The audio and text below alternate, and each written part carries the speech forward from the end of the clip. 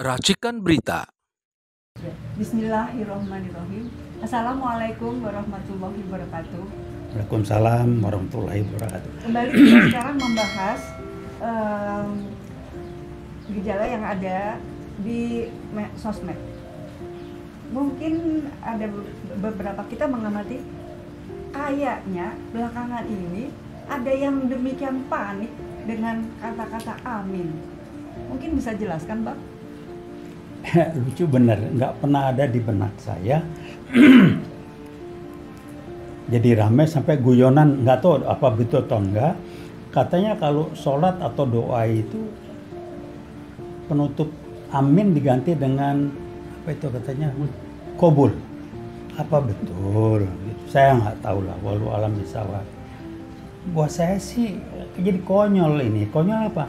Menggambarkan ya kualitas berpikirnya itu kualitas yang masih sangat immature.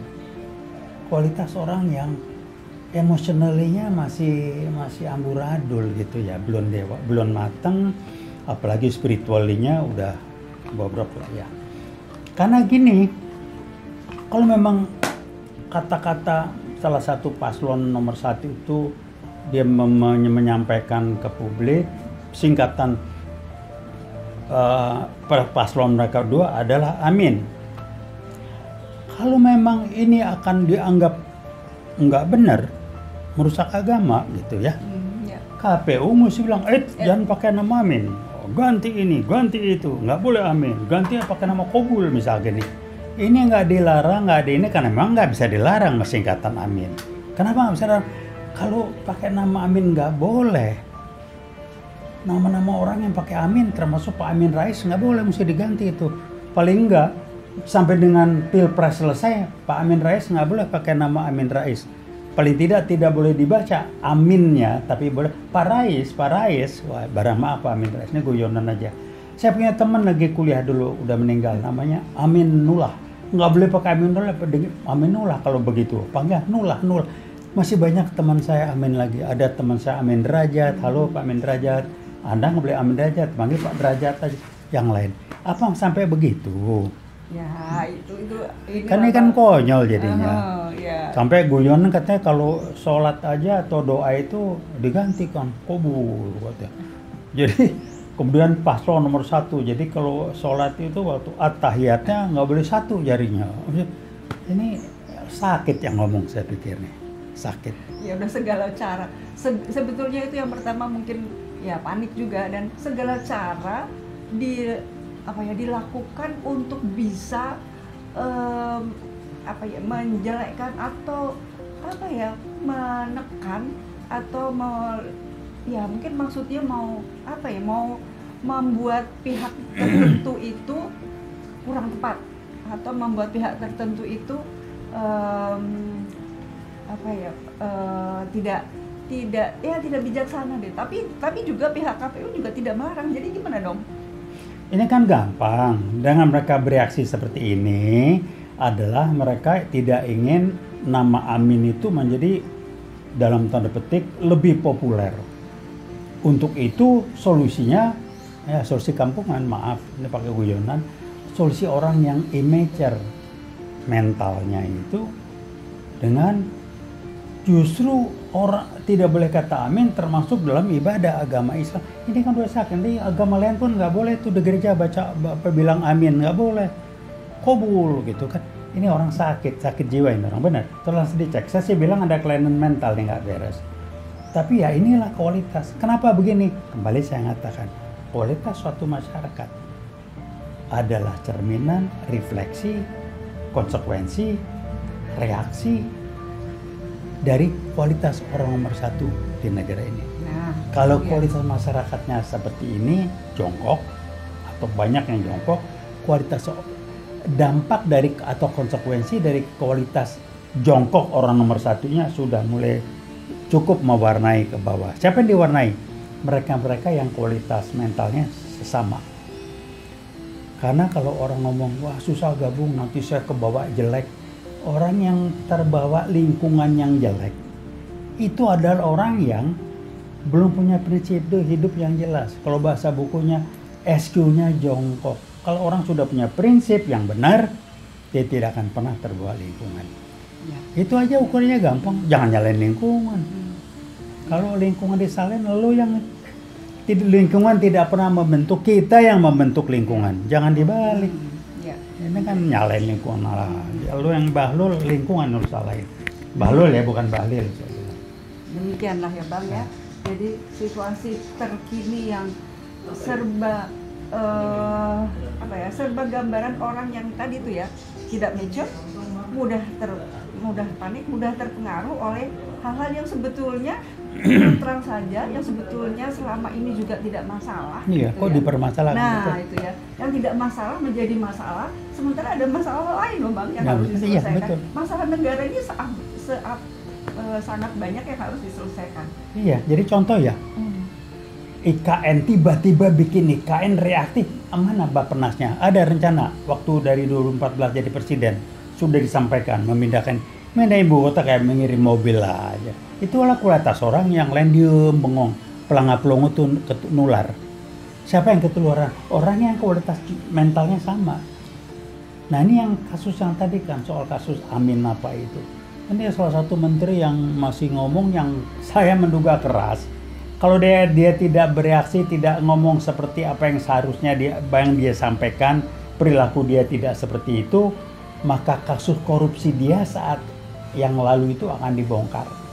Ketua parpol yang kelakuannya aneh, yang ngomongnya nggak jelas, yang sekarang masih menjabat, saya nggak sebut namanya, udah pasti ada kasus. Ada yang kasus minyak goreng apa, ada yang kasus hutan apa.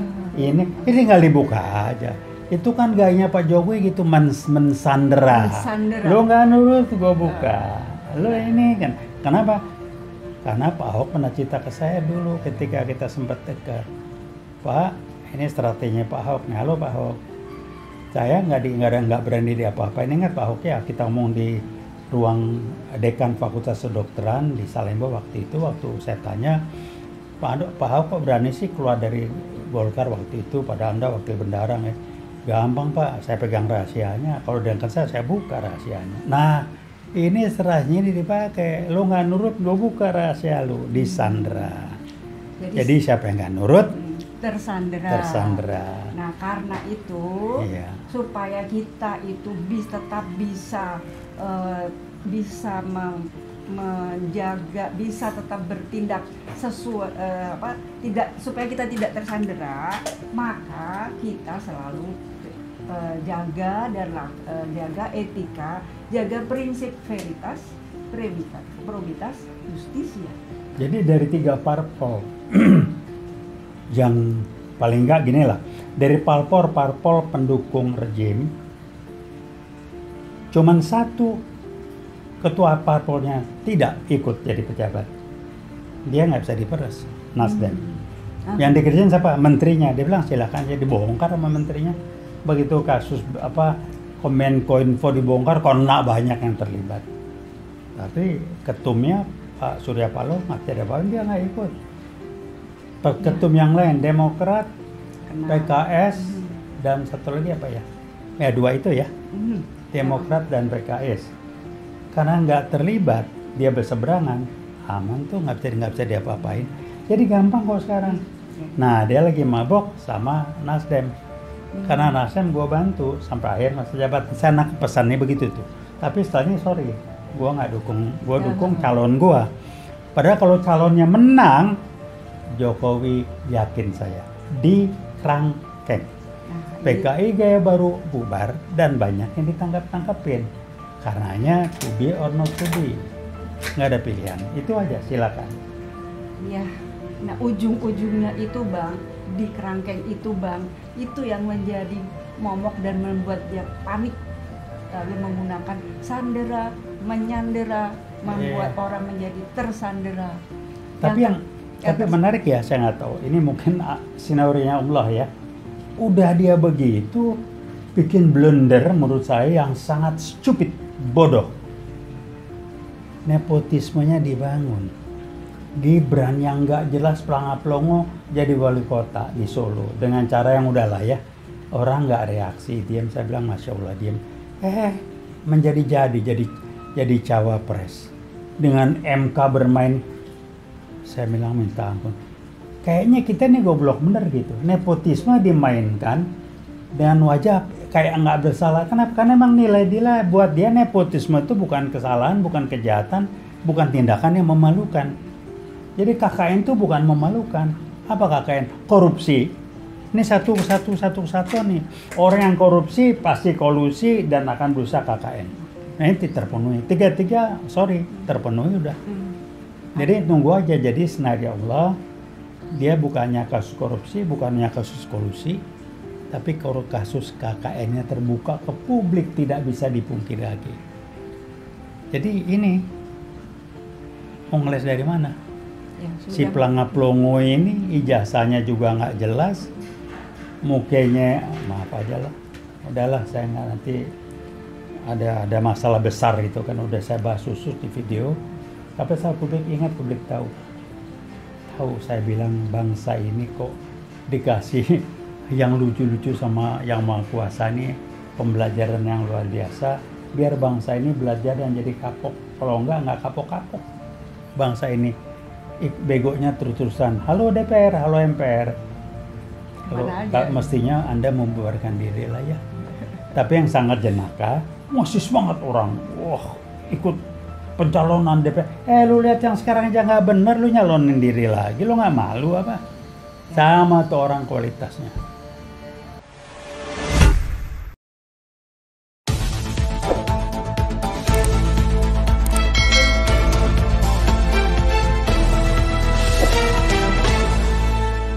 Racikan Berita